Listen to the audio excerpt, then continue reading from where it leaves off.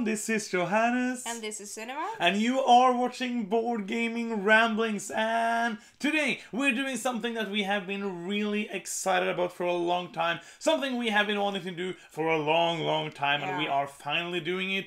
It's not going to be a surprise. You're not going to sit there like, whoa, what can it be? You have already seen it in the title of the video. Probably because... Oh, that's a spoiler. It would be really strange if you hadn't. This is going to be our top 50 games of all time. But like all of the normal people, we're not going to do it in one video. That would be like a horribly long video to watch. Oh, so we are doing them, of course, in tens. So this video is going to be our top 50 to top 41. Yeah. Are you ready? Yeah, I am. Are you ready to talk about some awesome board games? Yeah, because these are the, like, awesomest board games. Especially mine. Oh, of course, yours. Okay, so basically, before we start, we want to talk about a little bit about how we made these lists. We made them kind of differently, because you care a lot more than I do about, like, specific numbers.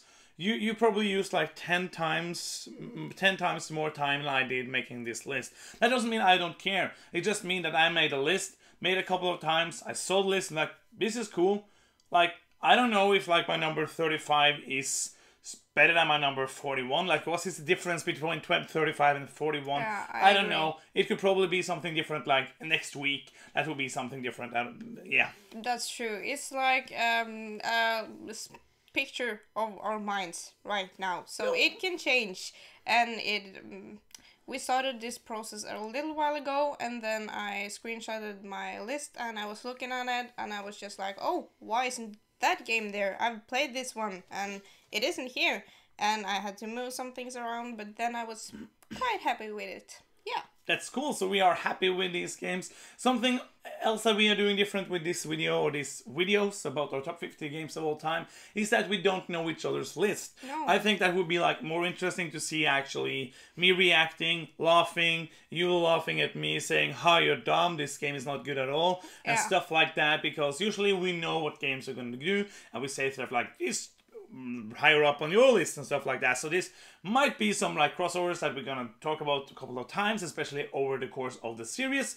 But we thought that would be more interesting to watch and more interesting for us. So more interesting for everybody. It's awesome. Yeah, I really look forward to see your list, because I'm not sure what your list is gonna be like at all. Since we made our last top 50, very much has changed. It has, yeah. But I'm pretty sure about a lot of games that are gonna be on your list, but I don't know which order. I don't know where they wanna be. So I'm really excited to get started. Are you ready? Yeah. I think you're gonna start. Yeah, you wanna start? Do that, yeah. Okay. You have it in your head? Yeah, I have. Okay, cool. I don't. I have this book. You also have a book, but you I have. Just looked at me like, what is happening now? So, yeah, let's go. My number 50 is a surprise for me, even. It's Imperius. It is. Yeah, it is. I had to be like 2 seconds. This is kind of okay. We didn't talk about this. This is kind of like most people like me don't make lists like this with games that don't exist. But you chose to do that. Yeah, because I feel like I've played the game. But you have played the game, and the game has been funded on Kickstarter. Yeah. So it do exist in some kind, but you probably haven't played it. But it's in your top 50. That's cool. Yeah, it's a snapshot on my brain right now, so it's I don't know if it's gonna be on the list next year. We'll have to wait and see. But it's kind of what kind of game is it? It's how do you It's a drafting game. Yeah, and you're trying to lay your cards and other people's cards onto different planets to get control on them, and get points, and try to screw up for your opponents and get the most points yourself. Yeah. And you can go see our playthrough and also our video review of the game as well, if you want to know more about Imperius. That's strange, of course, because the game doesn't exist. I hope you don't have like 50 games that doesn't exist. Actually, it's all prototypes. This is a little spoiler, but I was going to put Ashes in that spot. But then I thought it through, and I was just, wait, right now I actually enjoy Imperius more, personally, so it had to change places. Yeah. So yeah, That's your number 50. Yeah. That's Imperius. That's coming from Colossal Games. You can go check it out if you are interested in seeing more of Imperius. Yeah. Which hopefully is maybe the only prototype on this list. It is. We will see if they're going to be like, this is a game that's actually coming out in 2022. I haven't decided it yet. It's really, really good. Probably sometimes.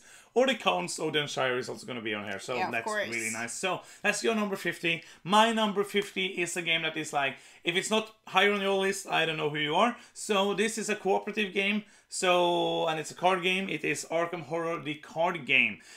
Spoiler alert, it's going to be higher on her list, I'm pretty sure, because she likes it so much more than me. But this is a game I really enjoy. We haven't played it a lot in a while.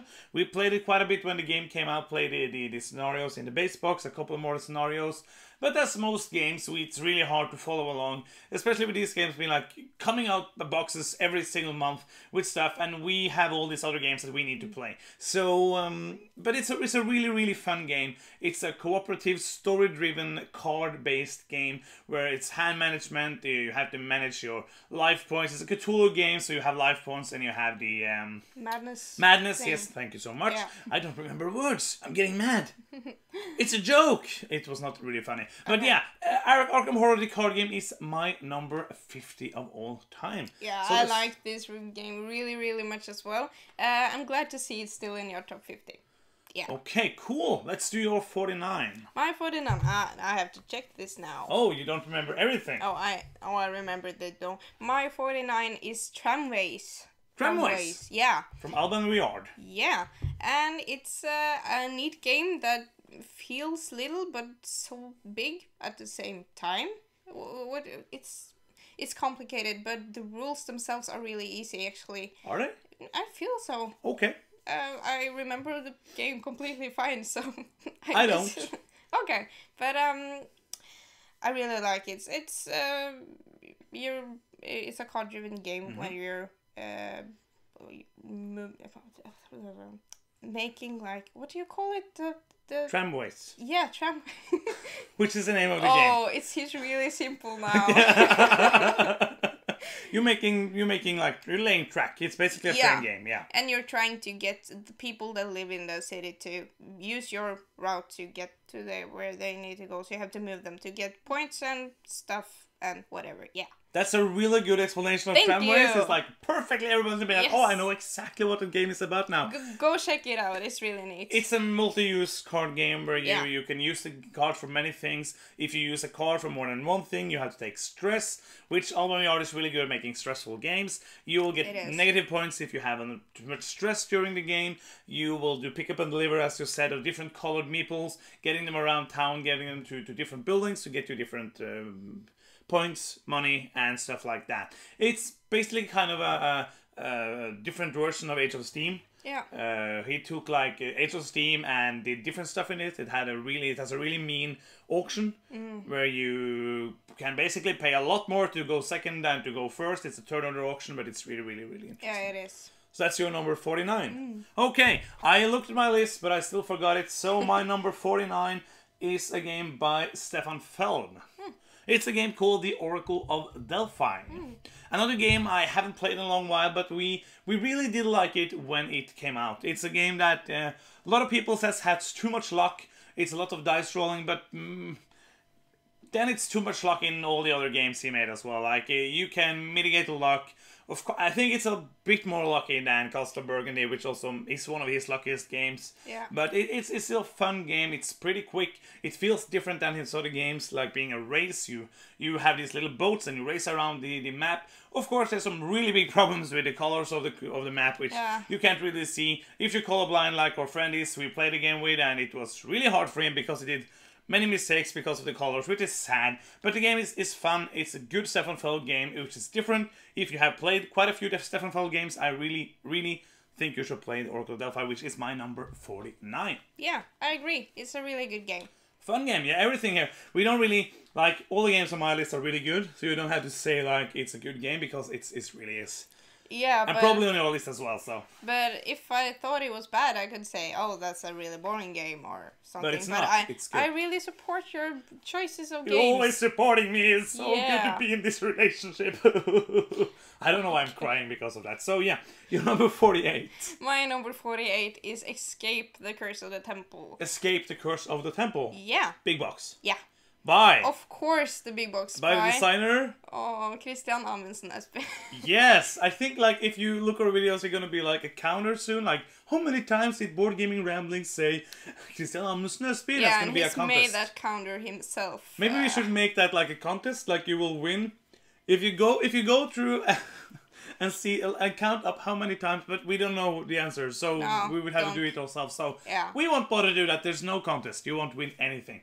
You can do it, and I will shake your hand the next time I meet you. Yay! Boom! What a prize! It's a prize. Back to the game. Escape the Curse of the Temple. Yeah, it's a real-time cope where you're stuck in this temple and you have to find small diamond thingies to break the curse and get out. So you're rolling, dice. I love how your like enthusiasm for the theme is like, I don't care. You have to find these thingies to run around and just get out. Boop. It's cool. No, but the theme is actually quite fitting. It is. I think. You're rolling 5 dice each and you're trying to get the symbols to go to the next room, to get what you have to get, the diamonds to help other players, but you also can get die symbols that make you stuck and you need help yourself. So with the big box expansion, you get 2 expansions that makes the game really interesting. There's more modules in each expansion. And mix it up, and you can do the challenges that the designer made as well, and they're really fun. So go check that out. Absolutely. I also really like Escape the Curse of the Temple. That's your number 48, right? My number 48 is an abstract game. Which, before I played this abstract game, I thought I didn't like abstract games. I was like, nah, abstract games, they're boring. There's no theme like I care about theme. I play themeless Euro games all the time, but if I can go around trading in the Mediterranean, I will feel awesome. But in this abstract game things, I can't trade anywhere. I'm just moving some things around and doing stuff. But then we got this game, and I was like, what? Is this an abstract game? It's amazing. Because we want more. Yeah, and you know the game already, of course. Yeah, of course. It's Devon, which was the first game we got in the GIF series, which is why it's on here basically, and it's still my favorite because it's the quickest to play. It's always fun. I love all of the games we have in the GIF series, but this one is my favorite. Devon. You should check it out. It's hard to explain. You just put these pieces that look really good. It looks like small donuts out on the board, and Don't eat them. And you try to stack them and do cool moves so that your opponent loses. It's a really fun game which we haven't played in a while, but it is my number 48, Devon. Yeah, really good game. I need to say that. You will say that like 5 times. It's a really good game. Yeah. So your number 47 is Quadropple is your number 47. Yeah. And that's my number 47 as well. It is? It is. Really? Crossover time! It's a dance party. Okay. You were dancing like 1 second, you had to dance more. Okay.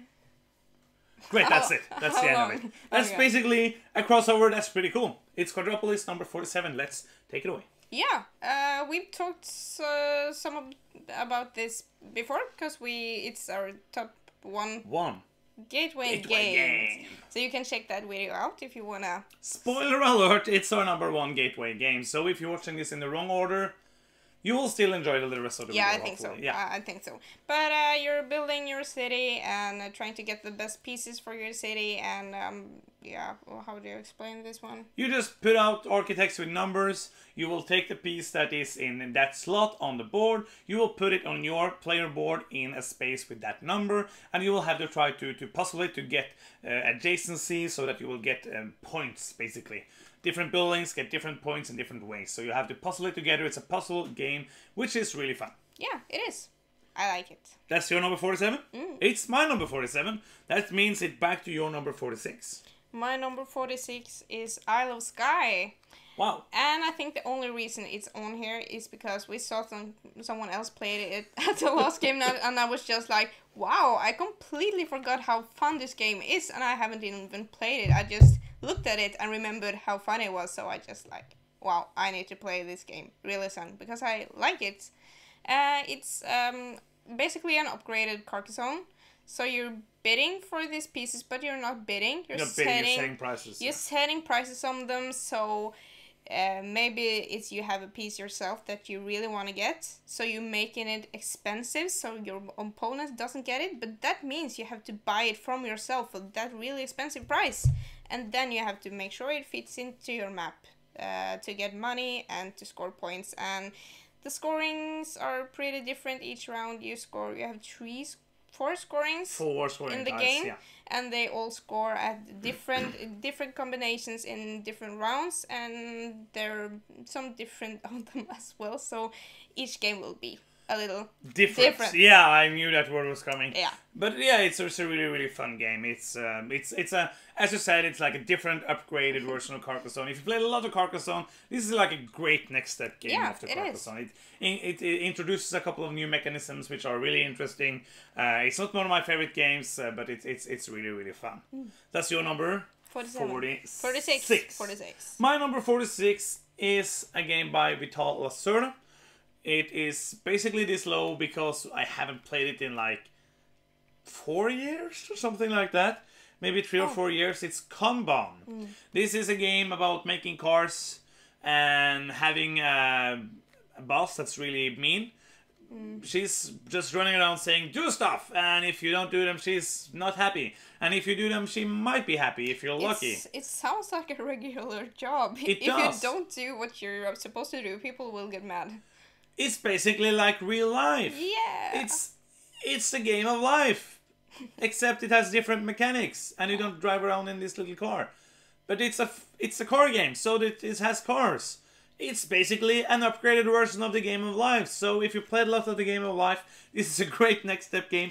No, it isn't. It's a heavy worker placement game with one worker from Vital Lacerda. It's really neat. I really have to play it again. You make cars, you try to go to the meetings to say like, haha, I did this. And Sandra, the boss, will be happy, hopefully, and you will get some points. And win, and your brain will melt, which it usually does when playing Vital Lacerda games. It's heavy brain melting here. I really wanted to play this for a long time because it's been so long since I played it, but yeah, it's heavy, so it's not that easy to bring it to the table again. And especially also because we have all the other games. And yeah, all the games. I have to sit down and read the rules, and every time I have to read the rules again for a game, it's a bigger barrier to get it back to the table. Yeah. But that's my number 46. So let's get to your number 45. My number 45 is Mansions of Madness. Wow. Yeah. You like it this much? Yeah. I didn't think you liked this game. You kind of like didn't like it, I thought. Oh, I was wrong. It's in your number 50. The other thing I don't like. It's the other thing. Yeah, I don't remember that one. You mean Eldritch Horror? Yeah, I don't like that one. I know, but I didn't think you liked this one this much. I've only played this one once. This is a little bit of a spoiler, but I would, like, based on my list, you would think I was a really, like, big Cthulhu fan, but I'm not. It's the team of the awesome games. But yeah, like for both of us, I think we don't like love Cthulhu games, like because they're Cthulhu games, but there's some Cthulhu games that are really good games. Yeah, so I like it for the game, not for the universe. Theme. But the theme is cool. Like the theme is a really cool theme, really but it's not like theme, and it's like a dungeon crawler. It is like a co-op dungeon crawler, app driven. Yeah. And I've only played it once, but I really had a good time. And I really want to play this stuff more because for me, I like these board games that aren't like board games. They're a little activity-like. And I really enjoy that. So people are not like you saying this is an activity, but yeah. It's a cooperative game. Yeah. Not all cooperative games are activities. Not all games are board games. I know what you mean, but yeah. I think you're probably going to have to find someone else to play this with. I think it's an okay game. I usually do all like game mastering things, which make the game kind of tedious after the game is like 3 hours long, and I have to read the same attack description from the same enemy for the 5th time. It's going to be like, oh, he's coming to you the boy that you're falling over and he's kicking you in the face like for the 5th time. Come on! Come on! Do something else. But yeah, it's a fun game. It's not on my top 50. No, I figured. But it's your number? 45? 45. Yeah. My number 45 is Orléans. It's a bag building game where you build bags. You have to sew them. You have to sew them. I don't know. No, not sew them. You have to make the bags. So no, you don't. The bags are in the game. They don't look good in all copies, but I don't remember how they look in mine. You get these people that you put in the bag because people like to be in bags, and you draw them out of the bag, and you use the people to do actions. You put them out on your board after you drew them out of the bag. You put them out, and if you have a monk and a farmer, you can do an action because that's how life works. If the monk and the farmer will work together, they will do something more. Maybe you will get a knight. Because that's how it works, basically. That sounds really weird when you're saying that way. That's like the most logical theme in the world. But yeah, it's a really, really nice game. Altiplano came out last year from the same designer. I really liked that when I got it. But after playing it a couple of times, I kind of feel like the game is lighter. When I first got it, I thought there was more there. But after playing it some more times, it feels like it's less and less there. And I really want to play Orléans more. Because I think it's... Where I feel now, I think it's a better game. So that's my... So Altiplano is not on my top 50. That's a spoiler. But yeah, there's so many games. You'll be like, okay, Altiplano's not on his top 50. I'm not going to watch this show. Bye. So yeah, that's my number 45, Orléans. Yeah, I like this one, but it's really long since I played it. And I feel like I liked Altiplano better because of the luck mitigation that you... I like that better as well yeah. in Altiplano. But I need the expansions for Orléans. Yeah, I heard one of them was really, really good. But then again, we don't buy expansions, so I don't know what we should do. I don't think Orléans will be on my top 50 if I don't get the expansions. So we have to get the expansions. We have to get them. Yeah. Unfortunately, because we don't get expansions. But we might get this one. We have to get the expansions and never play the game again. Yeah, that's what we do. We're awesome like that. So yeah, that's my number 45. Let's go to your number 44. This is going pretty fast. We're soon at 41 already, and this video is soon done. What? No. There's so many games. I will talk really slow now. No. Don't do that. My number 44 is Seven Wonders Duel. Cool. And it's a 2-player game where... where you building your wonder.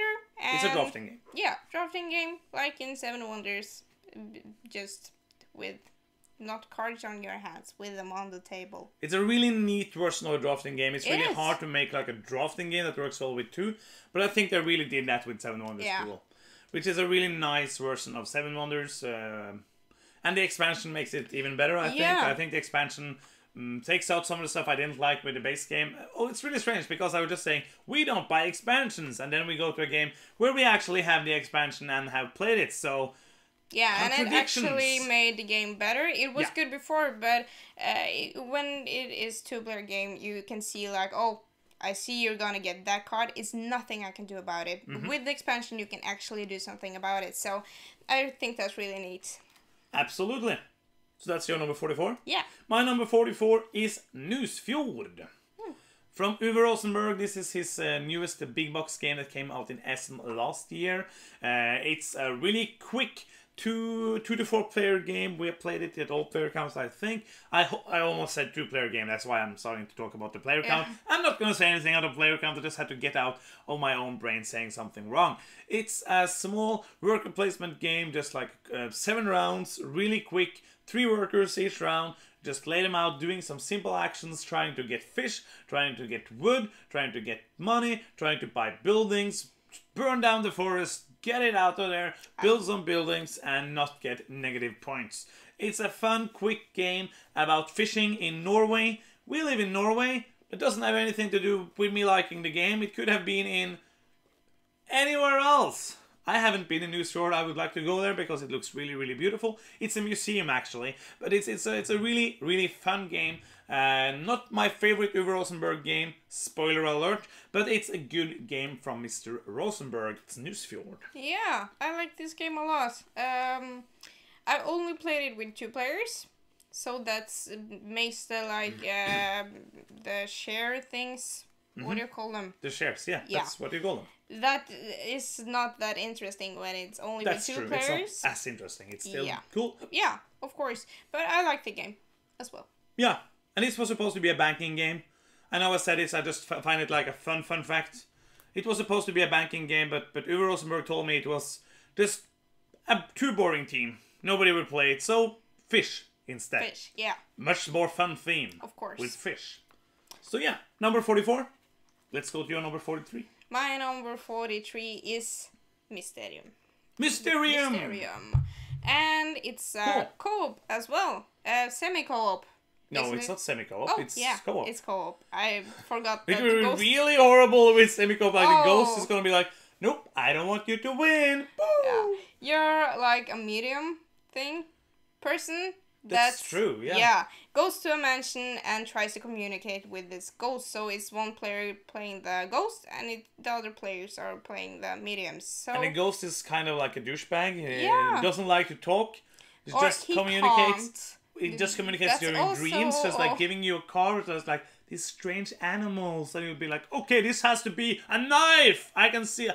It's a game, yeah. Yeah, so it's reminds me kind of Dixit because you have to give a really abstract picture a meaning and try to find the right killer, the murder weapon, and the murder place scene. Yeah. It's basically a mix-up of Dixit and Cluedo. Yeah. Or Clue, whichever you call it. That depends on where you live in the world.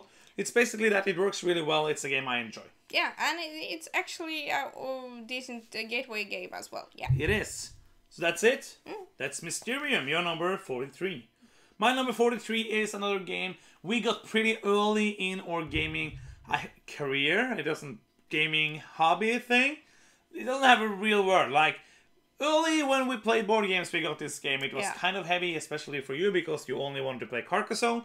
That was like the only game you played. It's like, can we play this? What about Carcassonne? It's pretty neat. I was like, yay, farmers. What about Carcassonne? Because Carcassonne.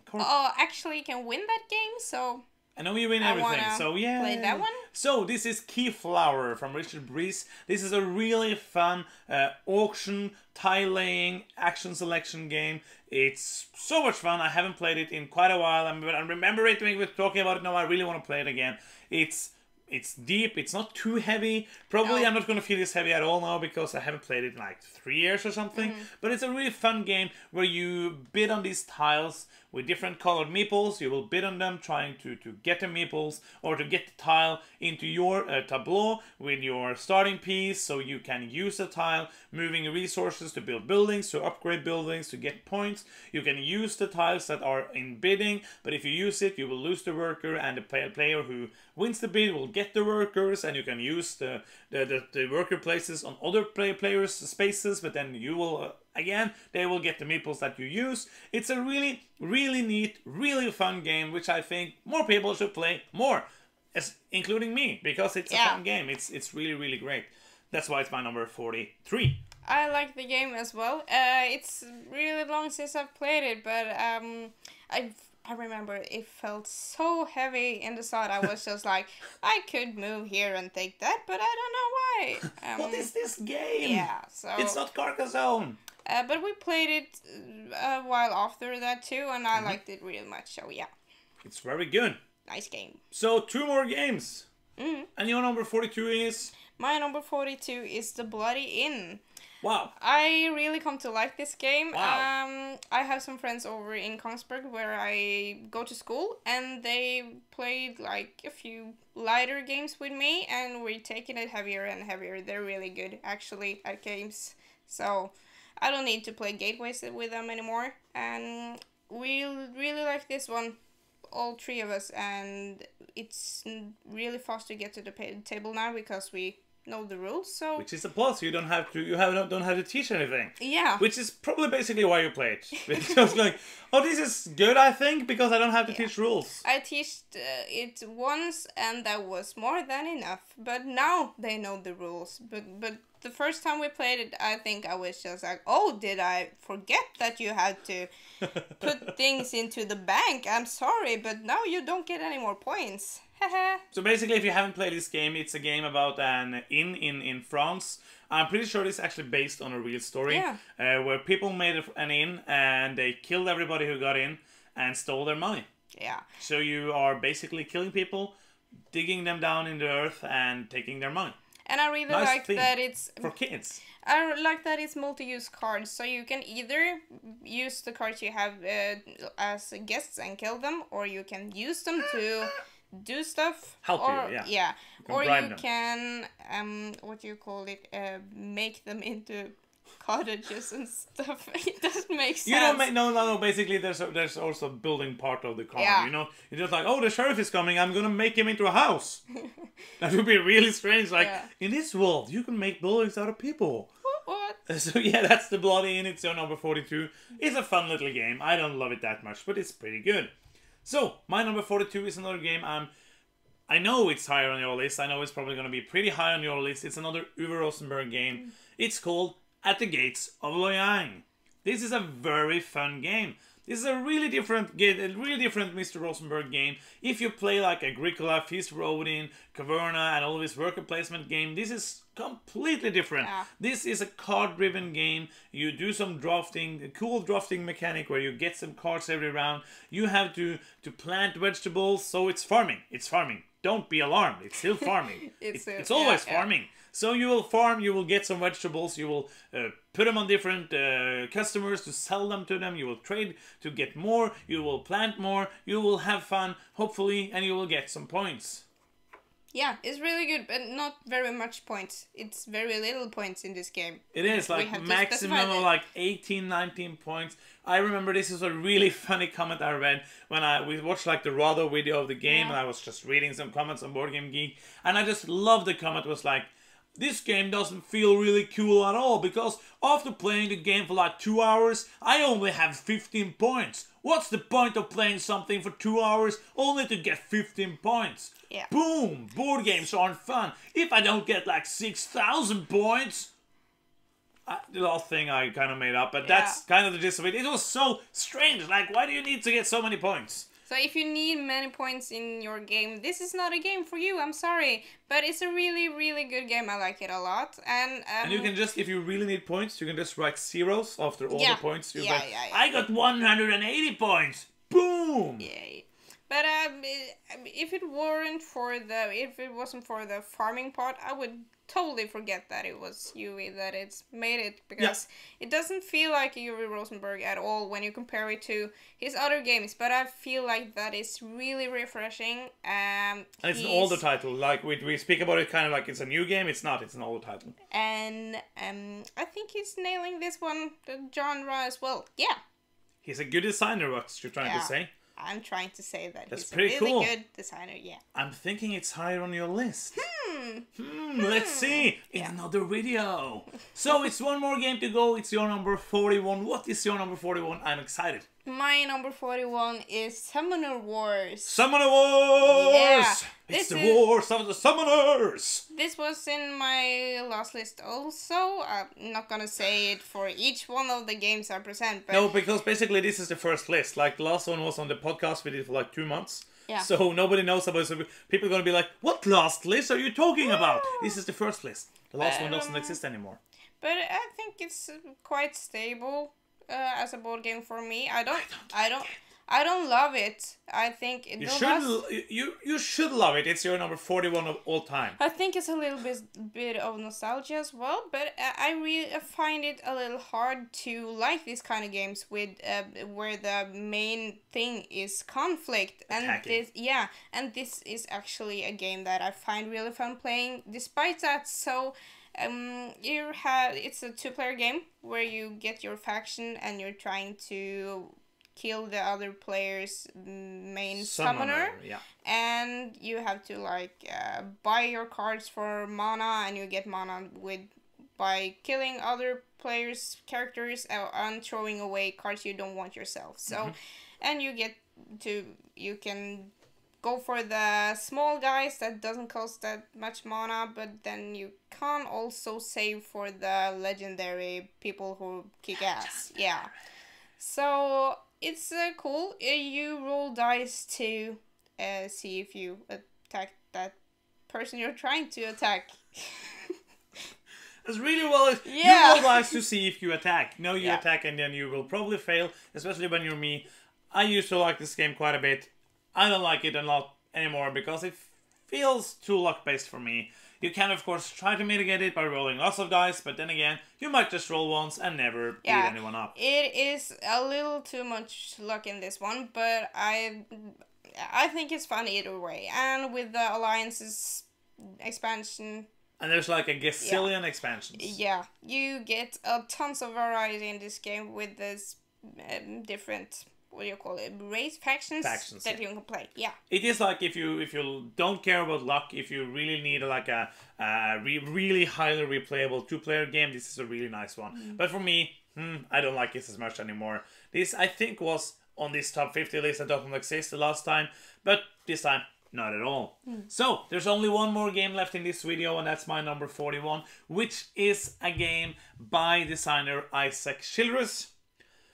It's not Gloomhaven, so then it's only one other game. Which like, what? You would think it's going to be Gloomhaven. Yeah, it's not Gloomhaven. It is Forge War, which was his first game, which is a big, heavy Euro game. It's like, I'm going to make a game. It's going to be my first game. It's going to be like a sprawling 3-hour game with lots of different mechanics, and it really works well. It's a really nice game. You can, it flows, has this flow. You do first kind of an abstract game where you go into the mines and you try to do an abstract place to jump over workers to get resources. Is really nice. It's a really different way of doing it. It's hard, but it's cool to have like in this big Euro game, like I know we're playing this little mini game of an abstract game, which is really interesting. And then you just go through the actions. You do that, then you get one action. You can you have one choice of different actions, so it's like a worker placement thing with one worker, and then you can buy new quests, and then you will finish the quest, and you will always have to finish the quests. You will have a lot of warriors. You will have weapons for them. You can upgrade them, get them to higher levels, so they will be better at quests and will have better weapons all the time. You will equip them with weapons, send them on quests, and every round you have to like do one leg of the quest, and then it will get harder and harder until you finish the quest, hopefully, and get a lot of victory points. It's a fun game. You can either play like the short version, which is basically like an introductory learning game, which is 7 rounds, or you can play the big version, which is 18 rounds, which is the way you should play this game. It's really fun. It's heavy, a lot of things to think about, but it's an amazing game, which you should check out if you haven't played it. I heard about it, Rado talked a lot about it, and my neighbor has it, and I had to buy it, and it's a lot of fun. I agree. It's a really good game. It's a game my brain just can't handle because I'm melting just like thinking about it. And I think it's the timing aspect of the game that makes me go nuts, because everything is about timing. You have to time where you send your people on quests that you have, that they are finished with the quest when you need them again, and that you have a new guide to come help them when the quests get harder. There's a lot of timing in this game. It's a really big but really good game as well. So that's my number 41. That's Forge War, and that's the end of the video. Soon more video is coming, and then it's gonna be the rest of the top 50 all the way up to number 1. It's really exciting. I hope you will continue joining us for the journey. Please comment on what you think about our picks. Please subscribe to the channel if you haven't already. Thank you so much for watching, and bye bye.